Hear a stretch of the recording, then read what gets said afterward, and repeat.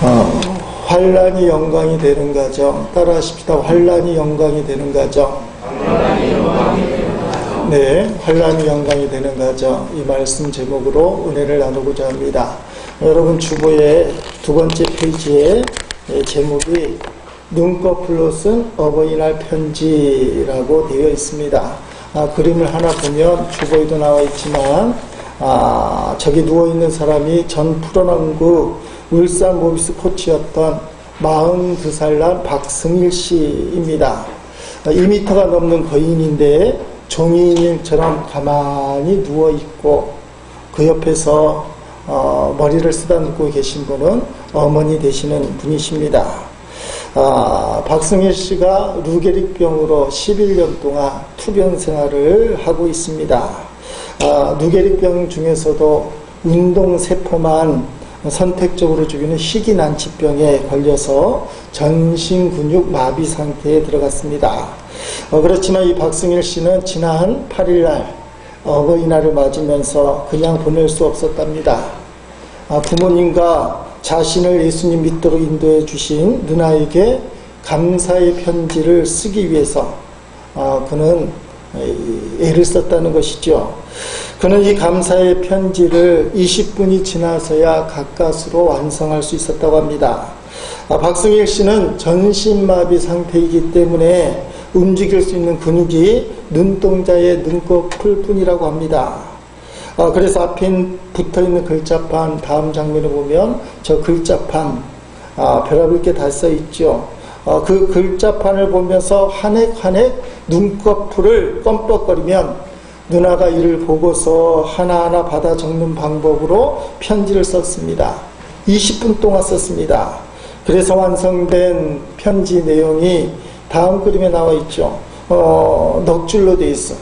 누나가 쓴 거죠. 쓰기는 이 박승일 씨가 썼지만 그것을 받아 쓴 누나의 글씨체입니다. 저게 해독이 되는지 모르겠습니다. 내용은 이런 겁니다. 엄마, 내가 10년을 넘게 엄마 아빠에게 병수발을 받고 있는데 조만간 주님의 은혜로 낫게 되면 효도하며 살게요. 그렇게 써놨습니다. 박승일 코치는 병에 걸려 누나의 전도로 예수님을 영접하고 더 이상 절망하지 않고 가수 선이라는 사람이 있어요. 가수 선과 함께 승일희망재단 병원, 승일희망재단이라는 재단을 세워서 루게릭병 요양병원 건립을 추진하고 있다고 합니다. 그 승일희망재단 상임이사인 누나가 이날 동생의 심정을 대신 전했습니다. 이렇게 말을 했습니다. 자살을 생각할 정도로 고통스러운 질병이라는데 동생은 지금 살아있는 것에 얼마나 감사하는지 모릅니다. 사랑이 절망을 이기고 기적을 낳습니다. 따라합시다. 사랑이 절망을 이기고 기적을 낳습니다. 사랑은 절망을 이기고 기적을 낳게 된다는 거예요. 지금 살아있는 것에 대해서 감사하고, 여러분 지금 여러분이 살아있는 것에 대해서 얼마나 감사합니까? 오늘 가정주의를 맞으면서 내게 주어진 그 가정을 얼마나 귀중하게 여기고 얼마나 사랑하고 있습니까? 피로 맺어진 가정은 뗄래야 뗄 수 없는 관계라는 겁니다. 나눌래야 나눌 수 없는 관계, 포기할래야 포기할 수 없는 관계, 그것이 가정이라는 거예요. 내가 지금 속한 가정은 내가 선택한 가정이 아니고 하나님이 내게 허락하신 가정이다. 따라합시다. 하나님이 내게 허락하신 가정이다. 하나님이 내게 허락해 주신 가정이에요. 하나님이 저와 여러분을 사랑하십니다. 우주 만물을 창조하시고 인간을 창조하신 하나님은 타락한 인간을 포기할 수가 없었습니다. 마찬가지로 부모들은 하나님 아버지처럼 자식들을 포기할 수 없어요. 이 땅에 오신 예수 그리스도 하나님의 아들 예수님은 육신을 입고 오셔서 십자가를 질 것을 생각할 때 말할 수 없는 고통을 생각하고는 이 잔을 내게서 옮기시옵소서, 그렇게 기도했지만 아버지 하나님의 뜻을 불순종할 수가 없었어요. 하나님의 뜻을 포기할 수 없어서 아버지의 온대로 하옵소서. 마찬가지로 오늘날 이 땅에 자녀된 모든 사람들은 예수님처럼 아버지를 포기할 수 없어요. 부모님을 포기할 수 없어요. 여러분, 이것이 바로 성경의 가르침입니다. 부모는 자식을 포기할 수 없고 자식은 또한 부모님을 포기할 수 없다. 그런데 오늘날 현실은 그렇지 않습니다. 세상이 말씀대로 가지 않고 악한 곳으로만 흘러가고 있어. 인터넷에 소개된 가정을 이룬 자녀들이 부모님을 대하는 태도, 장가 들고 자식을 낳고 웬만큼 키운 그 부모된 자녀들이 나이 든 부모님을 어떻게 대하는지 이렇게 풍자를 했어요. 애완동물 병이 나면 가축병원 달려가도 늙은 부모 병이 나면 그러려니 태어나고 10자식을 키운 부모 하나같이 키웠건만 10자식은 한 부모를 귀찮으게 여겨지네. 자식 위에 쓰는 돈은 아낌없이 쓰건만은 부모 위에 쓰는 돈은 하나둘씩 따져보네. 자식들은 손을 잡고 주례식을 하건만은 늙은 부모 위에서는 외출 한번 하지 않네. 자식들이 장난하면 싱글벙글 웃으면서 부모님이 훈계하면 듣기 싫은 표정이네. 시끄러운 아이 소리 잘한다고 손뼉치며 부모님의 회심소리 듣기 싫어 빈정대네. 과자봉지 들고 와서 아이 손에 쥐어주나 부모 위에 고기 한번 사올 줄을 모르도다. 좀 찔리시죠? 안 찔리는 분들도 계신가 봐요. 저는 억수로 찔러요. 육신의 부모님 다 소천해졌지만 장인 장모에게 그렇게 하지 못하는 것 같아서. 사랑도 내리사랑이라고 자식들에 대한 사랑은 엄청 잘하는데 요새 자식 아끼지 못하는 사람이 어디 있어? 그런데 부모님에 대한 사랑은 현대의 분들이 안타까울 만큼 빵점이라는 겁니다. 부모님을 잘 섬길 줄 아는 성도가 되라. 이게 성경의 가르침이에요. 부모가 있고 자식이 있는 것이지 어떻게 부모가 없이 자식이 있을 수 있습니까? 부모는 자식을 포기하지 않습니다. 마찬가지로 따라합시다. 나는 부모님을 포기할 수 없다. 지금은 좀 무관심하고 자식은 눈에 보여서 내가 책임져야 되니까 그들에게 사랑을 쏟아붓지만 나에게 그 사랑을 똑같이 쏟아부어 주신 부모님을 나는 포기할 수 없다. 가정주의를 맞으면서 그런 마음들이 우리 속에 생겨나야 돼요. 내가 부모님을 더 사랑해야 되지. 내가 자녀들을 더 사랑해야 되고 배우자를 더 사랑해야 되지. 왜냐하면 가족은 뗄래야 뗄 수 없는 관계이기 때문에. 어느 해 가을에 지방의 한 교도소에서 체육대회가 열렸습니다. 삭막한 교도소에서 체육대회가 열리니까 초등학교 운동회처럼 왁착지껄 사람들이 많이 붐볐어요. 20년 된 장기 복무 재소자하고 모범수들 가족까지 다 불려서 교도소 마당판에서 한바탕 잔치가 벌어지는 겁니다. 그날 체육대회의 가장 큰 하이라이트가 효도관광 달리기 대회라는 종목이었어요. 제일 마지막에 하는 거예요. 재소자들이 부모님을 등에 업고 운동장을 한 바퀴 달리는 그런 대회예요. 시간이 되어서 참가자들이 출발선에 하나 둘씩 모이기 시작합니다. 푸른 옷을 입은 재소자들이 그 가냘픈 어깨를 등을 내밀고 부모님을 업고 이제 달기 시작하는 거예요. 땅 하고 출발 신호가 울렸는데 갑자기 그 시끌벅글했던 체육대회 분위기가 숙연해졌어요. 아들 등에 업힌 엄마가 아들 눈에 흘리는 눈물 닦아주느라고 자기 눈물을 안 닦고 있는 모습을 보기 시작했어요. 시퍼런 제수복을 입고 있는 아들의 등이 그렇게 약해 보이고 힘이 없어 보여서 아버지는 나는 너의 등에 못 업겠다. 나 너의 등에 못 업겠다. 그런 거부하는 모습들을 제소자들이 보기 시작했어요. 그 운동장이 갑자기 숙연해지면서 갑자기 한두 사람이 울기 시작하더니 울음바다로 바뀌기 시작한 거예요. 그리고 효도관광 달리기 대회가 이상하게 진행이 되는 거예요. 이건 빨리 한 바퀴를 돌리며 상을 받는 대회입니다. 상도 컸어요. 그런데 참가한 선수 어떤 제소자 한 명도 빨리 달리지 않는 거예요. 천천히 일부러 꼴찌하려고 그렇게 달리는 겁니다. 푸른 등에 업힌 부모님도 울고 있고 부모님을 업고 있는 제소자도 울고 있고 그러면서 달리기는 한참 뒤로 처지고 시간은 흘러가는 겁니다.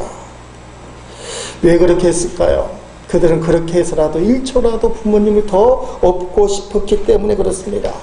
그들은 이 대회가 끝나면 어김없이 교도소 회색 안팎으로 나뉘어질 것을 알고 있었기 때문에 그렇습니다. 그래서 조금이라도 더 같이 있으려고 하는 속셈이었어요. 그들은 업고 엎혀있는 하나의 가족임을 더 살갑게 느끼는 그 시간이 귀중했기 때문에 그들은 서로가 서로를 포기할 수 없는 관계임을 다시 한번 확인하기 위해서 효도관광 대회를 그렇게 천천히 달려갔던 것입니다.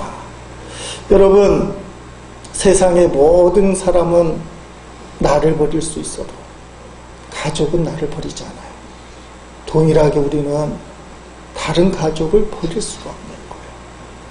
너무 가까이 있고 너무 친하고 너무 속을 알고 있기 때문에 지지고 볶고 싸우고 상처도 많이 입고 괴롭기도 많이 하지만 가족은 내가 선택하지 않은 운명 공동체예요. 하나님이 가족으로 짝지어질 때부터 이미 너희들은 포기하면 안 된다. 그렇게 말씀을 하고 있어요. 오늘 가정주의를 지나면서 여러분이 기억해야 될 것은 가정은 내가 선택한 것이 아니라 하나님이 내게 허락해 주셨다. 나는 포기할 수 없다. 이런 설교하기는 좀 힘든 이야기지만 어떤 분은 이혼하는 게 하나님의 뜻입니다 하고는 이혼하고 잘 살는 성도가 있어요. 성경에 이혼하라는 구절은 딱 한 군데 있어요. 안 가르쳐 드립니다. 개인적으로 찾아오면 말씀드릴게요. 하나님이 짝지어진 것은 사람이 나눌 수 없다고 돼 있어. 어떻게 하나님의 뜻이 이혼하는 거예요? 그건 불순종하는 거지. 말도 안 되는 논리를 갖고 하나님의 뜻을 무시하고 갈갈이 찢으면서 신앙은 좋다라고 얘기해요. 그 사람은 먼저 회개해야 되는 거예요. 우리 중에는 이혼한 분들도 계셔요. 그때는 모르고 어쩔 수 없이 이혼한 것이 하나님의 뜻이라고 생각했다면, 하나님의 뜻이 아닌 걸 알고 있다면 이제부터는 회개해야 돼요. 이혼한 걸 어쩔 수는 없지만 이혼하지 않는 부부는 이혼하는 건 절대 하나님의 뜻이야. 하나님의 뜻은 성경에 명백히 나와 있는데 하나님이 짝지어진 것은 사람이 나눌 수 없다. 내가 선택한 게 아니라는 거예요. 남편을 안으로 내가 선택한 것처럼 보이지만 그게 아니라는 거예요. 하나님이 짝지어준 거예요. 사랑하는 성도 여러분, 그렇기 때문에 배우자까지도 내가 선택한 게 아니에요. 내가 나눌 수가 있는 게 아니에요. 하나님 내게 주셨고 나는 그 배우자를 포기할 수 없다. 만약에 이혼의 아픔이 계시다면 이혼에 대한 회개가 있어야 돼요. 주님 앞에 겸손해야 됩니다. 교회 잘 다니는 특별히 중직자들이 이혼을 하고 나서 어떻게 뻔뻔하게 고개를 들고 은혜가 충만하다고 얘기할 수 있는지 고민을 좀 해야 돼요. 저는 가정주의를 맞으면서 여러 가지 기도하는 중에 에베소서를 계속 강의하기로 작정을 했습니다. 오늘 에베소서가 신년 들어 시작된 지 16번째 시간입니다. 오늘 본문에 8절에 보니까 은혜라는 단어가 나옵니다. 이 은혜라는 단어 대신에 가정, 배우자, 부모, 자녀 그걸 놓고 한번 읽어봅니다. 다 같이 읽어봅니다. 모든 성도 중에 지극히 작은 자보다 더 작은 나에게 이 은혜, 이 가정, 이 배우자, 이 부모, 이 자녀를 주신 것은 측량할 수 없는 그리스도의 풍성함을 이방인에게 전하게 하시고 아멘. 지극히 작은 자, 그 자보다 더 작은 자에게 이 가정을 허락하신 것은 하나님의 은혜다. 내게 지금 주어진 이 가정은 내가 때로는 불만이 있고 때로는 진저리 치게 싫을 때도 있지만 하나님이 내게 주신 은혜다. 성도 여러분, 이게 먼저 시작돼야 해요. 하나님이 내게 주신 가정이고 가족 간에는 서로 포기할 수 없다. 여러분, 이 말을 거꾸로 얘기하면 여러분의 가정을 은혜롭게 만들어야 된다. 따라합시다. 은혜롭게 만들어야 된다. 은혜롭게 만들 책임이 가족 상호 간에 있습니다. 내게 주어진 이 가정을 어떻게 은혜롭게 만들 것인가? 도대체 은혜가 있다, 은혜가 없다. 하은이 엄마 이름이 김은혜죠. 은혜가 있다, 은혜가 없다. 그게 도대체 뭐냐? 얼마 전에 주보에 실렸던 이야기입니다. 국민일보 겨자씨에 나온 이야기를 요 근래 좀 인용을 하는데, 어느 교회에서 가족 찬송가 경연대회가 열렸습니다. 찬송가 경연대회에 참석했던 김 집사님이 찬송가를 부르는데 잘난 척 하려고 그랬을지 모르지만 찬송가 가사를 부르다가 틀려버렸어요. 그랬더니 사람들이 하하하하 웃고는 손가락질하고 어떻게 틀릴 수 있냐. 집사님이 은혜 가운데 부르려고 눈 감고 부르다가 줄도 틀릴 수 있고, 저도 새벽기도 같은 경우 좀 틀릴 때가 있어요. 무반주로 하고 그러다 보니까. 그것 때문에 대회니까 회중들이, 교인들이 막 웃었어요. 그 무한한 이 김 집사님은 찬송가 부르고 자리에 앉더니 고개를 푹 숙이고는 들지를 못하는 거예요. 창피하다. 그 다음 순서가 목사님 가족이 찬양을 하는 시간이었어요. 찬송을 은혜 가운데 잘 부르다가 목사님이 가사를 틀려버리고 말았어요. 그랬더니 교인들이 웃기는 좀 그렇긴 하지만 벌써 경험을 했잖아. 아까 김 집사님 틀렸을 때. 그래서 더 크게 웃었습니다. 하하하하 하고 그랬어. 그랬더니 사모님하고 목사님 아들이 딱 째려보는 거야. 어떻게 틀릴 수가 있는지. 시간이 지났습니다. 그 목사님이 운명하셨어요. 장례식을 치르고 나서 장로님들이 목사님의 유품을 목양실에서 정리를 하는데 일기장이 나온 거예요. 일기장을 들춰보다가 이런 내용이 나와 있는 겁니다. 가족 찬송 경연대회가 있었다. 김 집사가 찬송을 부르다 틀려서 교인들이 다 웃었는데 김 집사가 너무 무안해했다.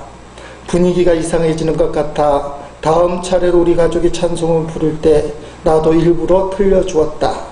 다시 교인들은 깔깔대며 웃었다. 그때 슬쩍 김 집사를 보니 목사님도 가사를 틀릴 수 있구나 라고 생각하고 안도하는 것 같았다. 오늘도 작은 일로 한 영혼에게 위로를 줄 수 있어서 기쁜 하루였다. 도대체 어떤 게 은혜가 될까요? 서로가 서로 잘났다, 내가 이 정도 되는 사람이다 하는 곳에 은혜가 있을까요? 자랑거리는 많지만 거기에는 은혜가 없어요. 진짜 은혜는 상처와 허물을 감싸 안아주고 덮어주는 데 은혜가 있어요. 대단한 목사님이잖아요. 자기를 죽일 줄 알고 김 집사님 살려주기 위해서 일부러 틀릴 줄 아는, 허물을 허물로 덮을 줄 아는 그곳에 은혜가 있어요. 겉으로는 분별할 수 없어요. 겉으로는 판단할 수 없어요. 어떻게 목사님이 틀릴 수 있지? 근데 거기에 은혜가 있는 거예요.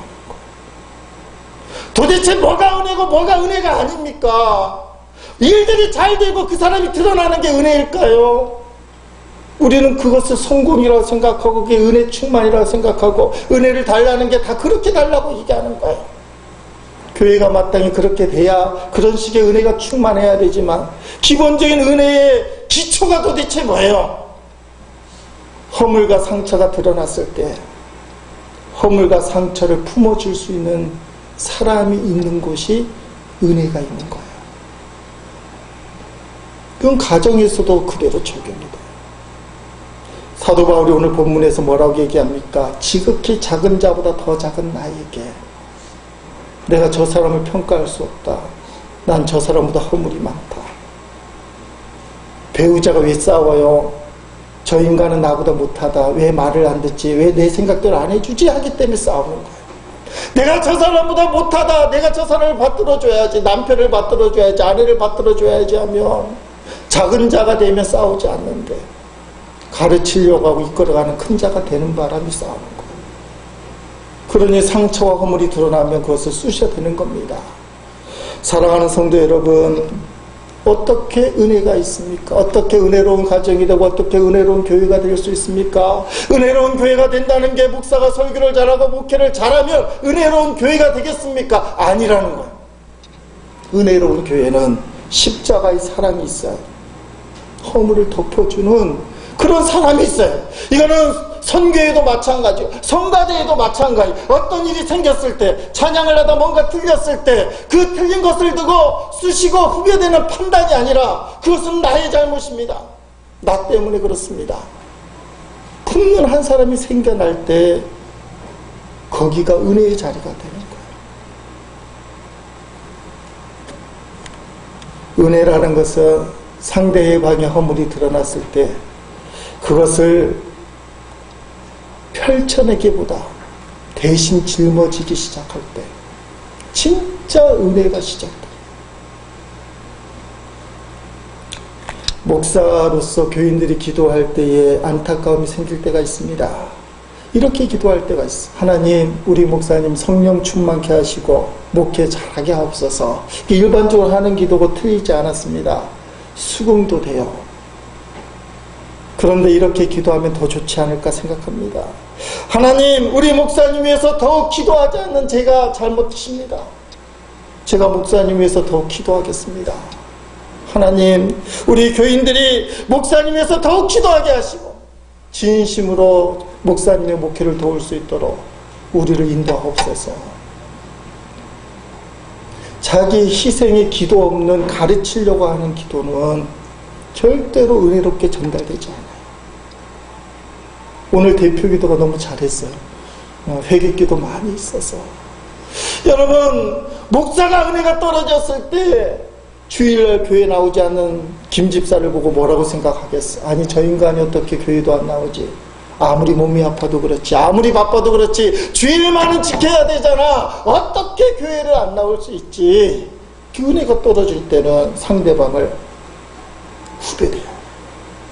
그때 은혜가 충만하면 하나님, 김 집사님이 주일날 교회 안 나오는 그 마음이 오죽하겠습니까?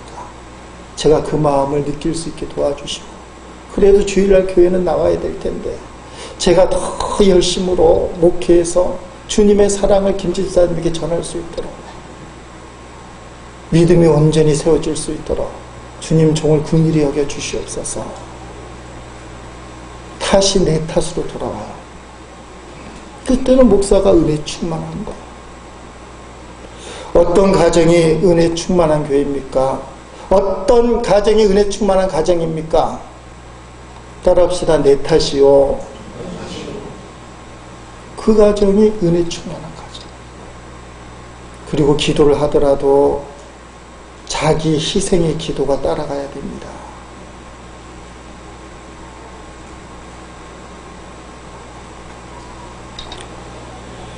이런 은혜 충만한 교회가 됐을 때 어떻게 되느냐. 8절 후반절에 보니까 그리스도의 풍성함을 이방인에게 전하게 하시고, 아멘.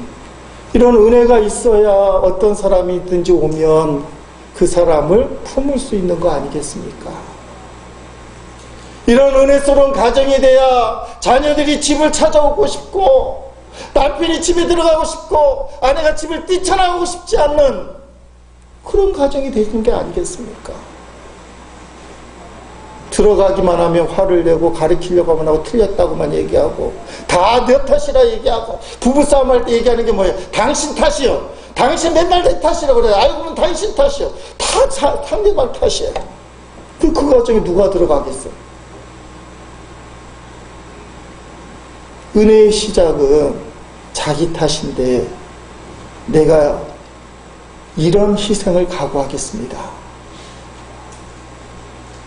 그때 은혜로운 가정이 되고 은혜로운 교회가 되는 거예요. 교회의 아픔이 보이거든 그것을 품고 내가 그것을 어떻게 희생할지 기도하는 거예요. 가정의 아픔이 보이거든 탓하기 전에 그것을 품고 자기를 희생하며 기도하는 거예요. 그러면 은혜가 충만하고 저절로 복음이 전파되기 시작합니다. 은혜가 충만하기 위해서 원리가 있어요. 따라합시다. 주님이 주인이 되는 가정, 주님이 이끄시는 가정, 이게 은혜가 충만한 가정의 모습이라는 사실입니다. 오늘 본문 9절 말씀 읽어보십니다. 영원부터 만물을 창조하신 하나님 속에 감추어졌던 비밀의 경륜이 어떠한 것을 드러내게 하려 하심이라. 아멘. 비밀의 경륜 있죠. 자, 이건 지난 주일날 나눴던 말씀이에요. 비밀을 깨달은 자.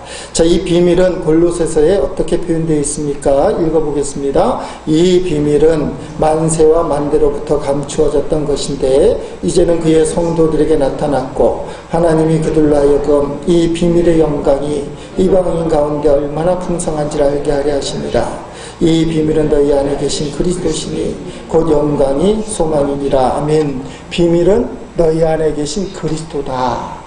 자, 경륜이라는 게 도대체 뭐였어요? 하나님이 이 세상을 이끌어가는 계획과 뜻이에요.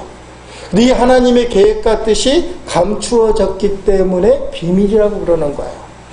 자, 우리가 몸담고 있는 가정에게도 감춰진 비밀, 경륜이 있다는 거, 하나님의 뜻이 있다는 거예요. 세상 사람들 또 예수를 믿더라도 성숙되지 못한 성도들은 10중 8구 가족은 내 거라고 생각해요.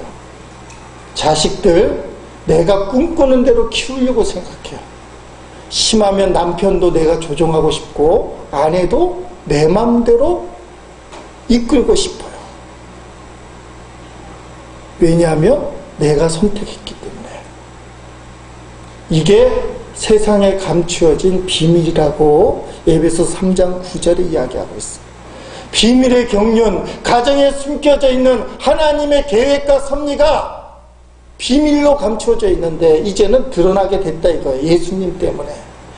가정의 주인은 당신이 아니라는 거예요.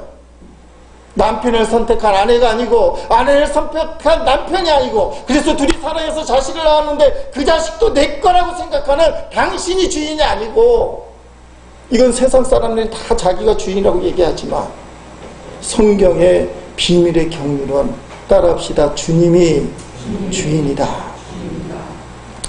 좀 억지가 될지 모르지만 이게 가정 안에 감추어진 비밀의 경륜이에요. 이게 주님이 우리에게 가르쳐 주시고 싶은 가정의 행동 강령이에요. 에베소서에는 이런 행동 지침이, 행동 강령이 구체적으로 나와 있습니다. 아내가 남편에게 어떻게 행동해야 됩니까? 에베소서 5장 24절 말씀 읽어보십니다. 그러므로 교회가 그리스도에게 하듯 아내들도 범사에 자기 남편에게 복종할지라. 아멘. 가르쳐주고 있어. 아내들은 남편에게 복종해야 되는데 주님이 하셨듯이. 남편은 어떻게 아내에게 행동해야 됩니까? 25절 말씀 읽습니다. 남편들아 아내 사랑하기를 그리스도께서 교회를 사랑하시고 그 교회를 위하여 자신을 주신같이 알아봐. 아내를 사랑하는데 예수님이 생명을 주고 교회를 세운 것처럼 아내를 위해서 죽으라는 거예요.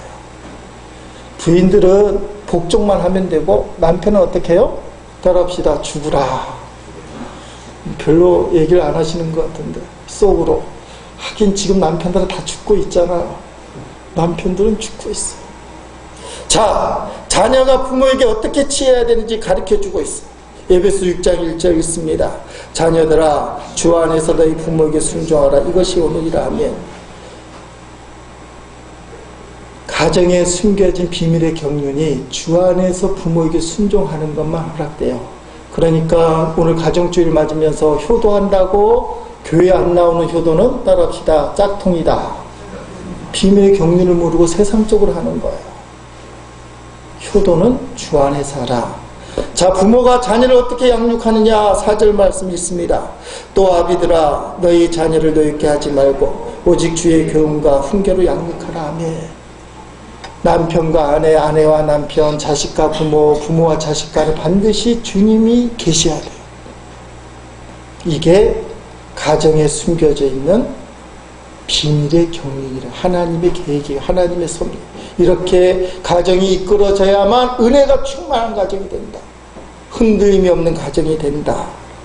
여러분 이런 모든 행동 감정을 한마디로 요약하면 따라합시다. 서로 뜨겁게 간절히 기도하라. 서로 뜨겁게 간절히 기도하는 것이 주 안에서 남편과 아내가 사랑을 하고 자식과 부모 간의 사랑이 이루어지는 거예요. 이 세상 그 어느 누구도 기도가 필요치 않은 사람은 아무도 없어요. 모든 사람은 기도가 필요한 사람인데 누가 그 사람을 위해서 가장 뜨겁게 기도할 수 있느냐? 가족이에요. 가족끼리의 기도가 절대적으로 필요하다는 사실. 여러분이 오늘 가족을 위해서 기도하지 않는다면 누가 내 가족을 위해서 나를 위해서 기도해 줄 것이냐? 간절하게 애절하게 나의 상황을 알고 나의 속마음도 알고 나의 습관도 알고 나의 모든 못된 것도 알고 있는 이 상황을 놓고 누가 기도해 줄 것이냐? 가족이라는 거. 그러니까 가족을 위해서 기도해야 돼. 많은 영혼을 구원하는 일에 영향력을 끼쳤던 빌리 그레이엄 목사님이 텍사스에서 부흥 집회를 할 때였어요. 수많은 인파가 모여서 부흥 집회에 참석하고 은혜를 받는데 집회가 끝나고 신문기자가 빌리 그레이엄 사모님을 찾아갔습니다. 이렇게 질문했다는 거예요. 지금 미국은 가족마다 이혼의 위기에 처해 있고 많은 가족이 고통을 경험하고 있는데 빌리 그레이엄 사모님, 당신은 당신 남편과 이혼할 생각을 한 번도 하시지 않으셨습니까? 그랬더니 빌리 그레이엄 목사님 사모님이 뭐라고 얘기했느냐? 네, 저는 한 번도 이혼할 생각은 하지 않았습니다. 그런데 여러 번 남편을 죽이기를 생각을 했습니다. 그렇게 했다고. 성경에 이혼하지 말라고 했으니까 이혼할 생각은 안 했지만 그렇게 거룩하고 성령 충만한 빌리 그레이엄 목사님이 죽이고 싶은 생각이 여러 번 들었다는 거예요. 그게 인간이에요. 물론 쫓을 겁니다. 진짜 그렇겠냐는 모르겠어요. 이 세상에 그 어느 누구도 기도가 필요하지 않는 존재는 없다. 그 사람을 위해 누가 기도해 줄 것이냐? 당연히 가족이에요. 많은 사람들이 가족의 기도 때문에 주님 앞에 돌아온 역사를 오늘 우리는 지금도 듣고 있어요. 여러분 마지막으로 봐야 될 게 모든 가정에는 반드시 환난이 있어요. 바람 불지 않는 날이 없다는 겁니다. 원치 않는 환난과 고통과 상처들이 많이 있어요. 그 환난이 어떻게 되느냐? 오늘 말씀 제목이에요. 환난이 영광이 되는 가정. 오늘 본문 에베소 3장 13절 말씀 읽어봅니다. 그러므로 너희에게 구하노니 너희를 위한 나의 여러 환난에 대하여 낙심하지 말라. 이는 너희의 영광이니라. 아멘. 사도 바울이 복음을 전하다가 감옥에 갇혔으니까 이런 환난을 당할 때에 이 환난이 낙심거리가 되지 말고 오히려 너희의 영광이 되도록 하라. 너희의 영광이고 나의 영광, 감옥에 갇혀있는 사도 바울의 영광이 된다는 것입니다. 사도 바울도 복음을 전파하다가 감옥에 갇혔으면 그 누가 이 복음을 전하겠느냐? 기껏 복음 전하고 주를 위해 충성했는데 결국 남는 게 감옥에 갇히는 거냐? 복음 전파가 수그려들 줄 알았어요. 사도 바울의 제자들이 스승인 사도 바울처럼 복음 전하다가 그 꼴 당하느니 나는 안 하겠다 할 줄 알았어요. 그런데 놀라운 일이 벌어집니다. 빌립보서 나와 있어요. 빌립보서 1장 12절 14절 말씀 읽어보십니다. 형제들아, 내가 당한 일이 도리어 복음 전파의 진전이 된 줄을 너희가 알기를 원하노라. 이러므로 나의 매임이 그리스도 안에서 모든 시일의 안과 그 밖의 모든 사람에게 나타났으니 형제 중 다수가 나의 매임으로 말미암아 주 안에서 신뢰함으로 겁없이 하나님의 말씀을 더욱 담대히 전하게 되었느니라. 아멘. 복음을 전파하다가 감옥에 갇힌 사도 바울을 보면서 낙심하지 않고 오히려 더 강하게 겁없이 더욱 담대하게 복음을 전파하게 되었다. 이것이 기독교의 생명력이에요. 때리면 때릴수록 더 튀겨나가는 거예요. 바람이 불면 불수록 더 높이 날아가는 거예요. 그래서 복음이 전파되는 거예요. 복음 전파한다고 감옥에 가두면 수그려들 줄 알고 없어질 줄 알았더니 오히려 거꾸로 되는 거예요. 마찬가지로 주님이 함께하는 가정은 환난이 당할수록 더 견고한에게 은혜 안에 묶여지는 가정이 하나님이 원하시는 신앙 가정이에요. 만약에 여러분이 자녀가 말 안 듣는다고, 배우자가 사고를 친다고, 부모님이 내 마음에 흡족하지 않는다고 가정이 찢어진다면 그 속에 생명이 없다는 거예요. 생명력 있는 가정은 환난이 닥치고 상처가 많을수록 오히려 하나님의 영광을 드러내는 힘을 발휘하기 시작해요. 이게 성경이 말하는 무서운 메시지입니다. 항상 기뻐하라, 쉬지 말고 기도하라, 범사에 감사하라. 이는 그리스도 예수 안에서 너를 향하신 하나님의 뜻이다. 그게 환난을 영광으로 바꾸는 힘이에요. 세상에서 찾을 수 없는 놀라운 생명력이에요. 여러분, 아무리 예수님 잘 믿는 가정이라 할지라도 상처가 없는 가정이 어디 있겠어요? 자식 때문에 속상해서 눈물을 안 흘려본 부모가 있다면 거짓말이에요. 부모한테 실망하지 않는 자녀가 있다면 그것도 거짓말이에요.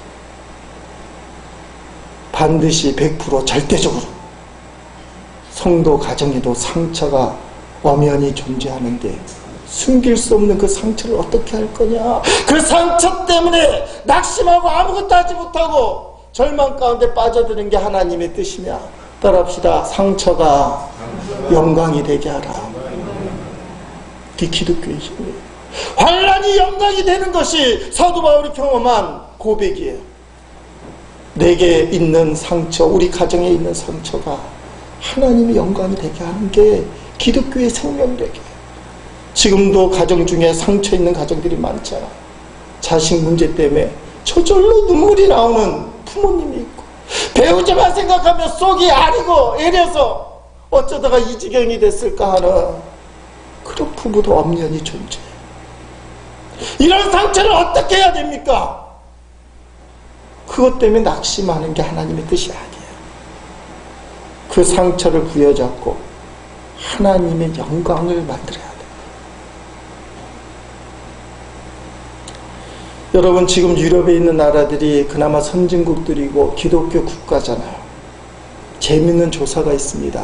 어떻게 유럽의 선진국들이 저렇게 문명이 발전되고 선진국이 되었을까? 가만히 연구해 보니까 대부분이 기독교 국가였어요.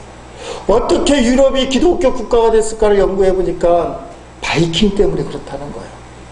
이 바이킹들은 해적들인데 바다를 무대로 강도짓하는 악한 사람들이에요.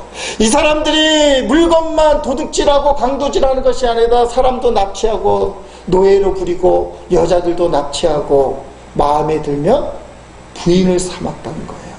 많은 여자들이 바이킹에 끌려와서 억지로 부인이 되었는데 그 중에 믿는 여자들이 생겨나기 시작했어요. 근데 믿는 여자들이 강제로 끌려와서 그 바이킹의 부인이 됐는데도 불구하고 가정을 등지고 남편을 등지고 억지로 난 자식들을 등지고 한탄만 하다가 눈물만 하다가 이 세상을 마감한 것이 아니라 그 믿는 여자들이 강제로 바이킹 해적의 부인이 됐음에도 불구하고 하나님의 뜻이 있겠지 하고는 기도하기 시작했어요. 남편을 위해 기도하고 강제로 끌고 와서 부인 만든 그 인간을 위해서 기도하고, 억지로 낳은 자식들을 축복하고 기도하기 시작했어요. 바이킹이 변화되기 시작했습니다. 바이킹의 그 개척정신, 강도짓하라고 얼마나 용감합니까? 아무데나 막 쳐들어가는. 그리고 이 여인들의 뜨거운 신앙, 포기하지 않는 신앙이 붙어나간 거예요. 그리고는 유럽이라는 나라를 복음화시켰던 거예요. 말은 쉽게 하잖아요. 해적 바이킹에 끌려가서 억지로 결혼당하고 낳고 싶지 않은 자식을 낳는데 하나님의 뜻입니다. 나를 끌고 와서 나를 욕보인 그 남편을 위해서 제가 기도합니다. 낳기 싫은 이 자녀를 놓고 제가 기도합니다. 그 눈물의 기도가 바이킹 사회를 변화시키고 지역을 변화시켰어요. 상처와 환난이 영광이 된 거예요. 여러분 안에는 남모르는 눈물이 있을 거예요. 내가 이 사람 안 맞더라고요. 더 행복했을지도 모르는데. 사람들에게 말 못할 부부간의 상처가 분명히 있잖아요. 근데 그걸 어떻게 하자는 거예요? 따라합시다. 상처가 영광이 되게 하라. 어떻게 해야 돼? 범사에 감사, 항상 기도하고 쉬지 말고 기도하라. 힘든 거 알아요. 말 갖고 안 되는 것도 알아요. 근데 사도 바울이 에베소서를 통해서 말씀하고 있어요. 내가 감옥에 갇힌 것이 낙심거리가 될 줄 알았더니 이게 영광이 되었더라. 오늘 우리 가정주의를 맞으면서 저와 여러분에게 말씀하는 거예요. 당신들이 갖고 있는 가정의 상처가 낙심거리가 아니다. 그건 기도거리고 반드시 그 일을 통해서 하나님 영광 받으실 것이다. 그 몫은 하나님의 몫이지만 시작은 당신이 해야 됩니다. 당신이 그 상처를 붙들고 기도해야 돼. 어떻게? 나를 드러내지 말고 상처와 허물을 품어야 돼. 자기 희생에 기도를 해야 돼. 내가 잘못했습니다. 내가 그 사람을 위해서, 내가 가족을 위해서 이것을 희생하며 감당하겠습니다. 드러내고 있지 말고. 상처 입은 저와 여러분의 가정들, 이 현대인의 가정들을 주님은 풀무불을 통해서 정금같이 나오기를 원하셔요. 반드시 주 예수 그리스도를 통과하면 영광이 될 줄로 믿습니다. 상처 많은 우리의 가정, 예수 그리스도의 이름으로 정금이 되길 원합니다. 우리가 그 마음으로 간절히 찬양하길 원합니다. 찬양집 383번에 주가 보이신 생명의 길, 오직 예수님만이 우리 집에 살릴 수 있는 길입니다. 이 시간 우리 가정을 생각하는 마음으로 생명 되신 주님, 우리 가정의 주인이 되어 주시고 생명 되신 주님, 우리 가정을 이끌어 주옵소서. 그 마음으로 찬양하십니다.